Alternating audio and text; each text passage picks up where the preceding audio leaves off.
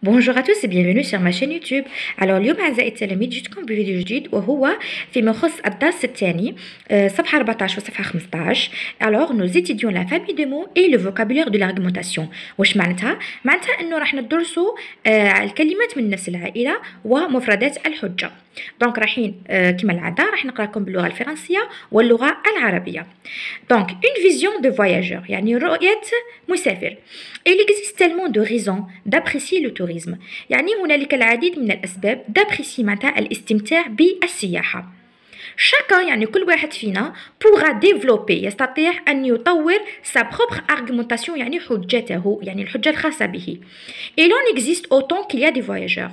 واش معناتها؟ معناتها هنالك العديد من الحجج بعدد المسافرين. يعني كل مسافر راح يمد لنا حجة معينة.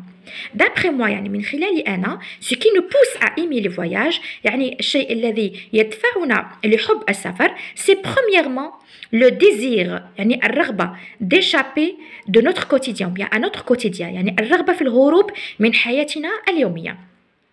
Celui d'éclairer nos esprits et de mettre fin à nos préjugés يعني هذا ينير d'éclairer بمعنى ينير عقولنا et de mettre fin يعني يضع نقطة نهاية à nos préjugés معناتها يعني les préjugés معناتها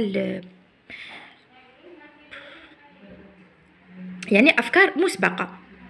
Deuxièmement, voyager nous permet de faire tomber les frontières.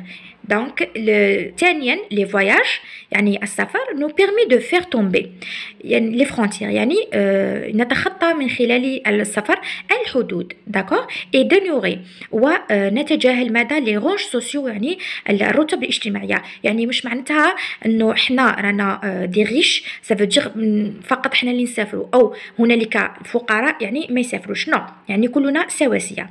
enfin يعني في النهاية le voyage يعني السفر et ce merveilleux outil يعني هو وسيلة رائعة le premier créé par l'homme ou bien les hommes يعني هو الوسيلة الأولى اللي اخترعت من طرف الإنسان bien avant قبل كذلك الكتابة l'écriture bien avant l'économie قبل الاقتصاد même bien avant يعني كذلك قبل la maîtrise de feu يعني ابتكار النار. l'outil qui nous permet de découvrir les autres يعني هو وسيلة التي تمكننا من اكتشاف الآخرين.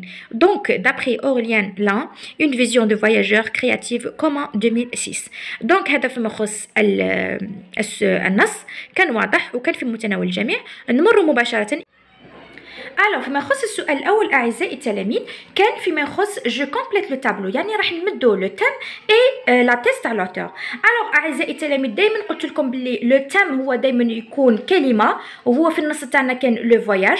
أما فيما يخص لا تيست دو لوتور يعني وجهة نظر الكاتب إذا في هذا النص كانت هي عبارة عن لي فواياج بيرميتون دو ديكوفرير لي زوتر. هنا ملاحظة أعزائي التلاميذ هاد لا تيست نحنا دائما قلنا بلي لو تام اي لا تيست دائما نتلاقاهم في الانترودكسيون لكن في هذه الحالة الانترودكسيون تاعنا كانت الانترودكسيون عاديه يعني ما فيهاش لا تيز وصبنا هاد لا تيز لي فواياج بيرميتون دو ديكوفري لي زوتر عفوا صبناها في لا كونكلوزيون. اذا لا تيز تاع لوتور هي واش لي فواياج يعني السفر او السفريات بيرميتون تمكننا دو ديكوفرير من اكتشاف لي زوتر الاخرين. نمر مباشره للسؤال رقم.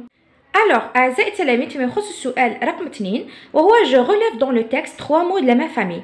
واش معناتها؟ يعني راح نستخرجوا 3 كلمات في النص من نفس العائلة. الكلمات هما voyage, voyager, voyageur. إذا كما راكم تشوفوا أعزائي التلاميذ اللي راني دارت لهم يعني اللي راني محوطة عليهم هذاك هو لو راديكال. يعني واش معناتها؟ يعني كلمات من نفس العائلة دائما يكون عندهم لو ميم راديكال. إذا voyage, voyager, voyageur. أما فيما يخص اللي راه مكتوب بالأحمر فهو فقط دي سوفيكس. دونك جو ريبيت لي مو دو لا ميم فامي واش معناتها؟ معناتها كلمات من نفس العائله عندهم لو ميم راديكال والراديكال اللي راني دايره احاطه عليه. الان راح نعطيكم الخلاصه نتاع لي مو دو لا ميم فامي وكيفاش نعرفوهم واش هي خصائص لي مو دو لا ميم فامي. Alors, je retiens la page 14 أعزائي التلاميذ بين نفهمكم الآن خلاصة على la famille de mots.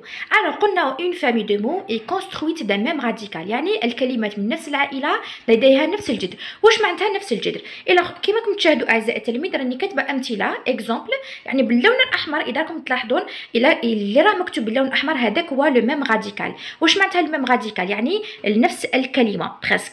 يعني زائد فقط هذاك لو سوفيكس اللي هو يا اما او يا اما او ار يا اما اور.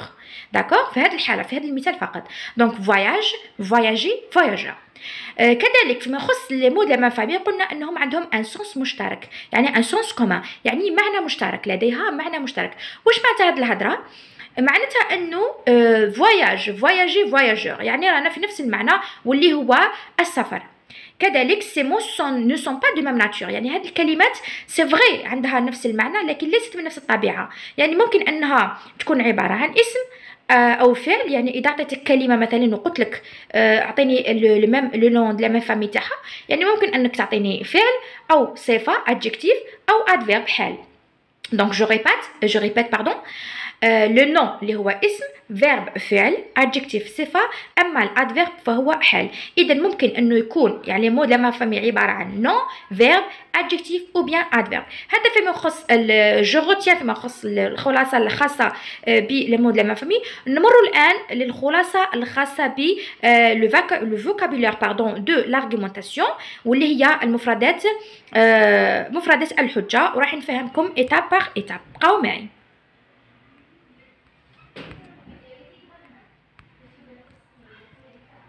Alors والآن أعزائي التلاميذ جينا لو فوكابولير دو لارغيومونتاسيون، يعني مفردات الحجة، وهنا راح نفهموا أكثر على لو تكست ارغيومونتاتيف اللي هو النص الحججي. دونك قلنا بلي لو تيم هو لو سوجي، إذا لو تيم هو الموضوع في حد ذاته. ثانيا لا تيز واش هي لا تيز؟ هي لو بوين دو في تاع لوتور واللي هي وجهة نظر الكاتب، ودائما نلقاوها. إذا لو تيم اي لا تيز وين نسيبوهم دائما نلقوهم في لانترودكسيون أي المقدمة. نزيدو اللي بعدها لا ريافيرماسيون دو لا تيز، يعني التأكيد على الأطروحة. كيفاش نأكد على الأطروحة تاع الكاتب؟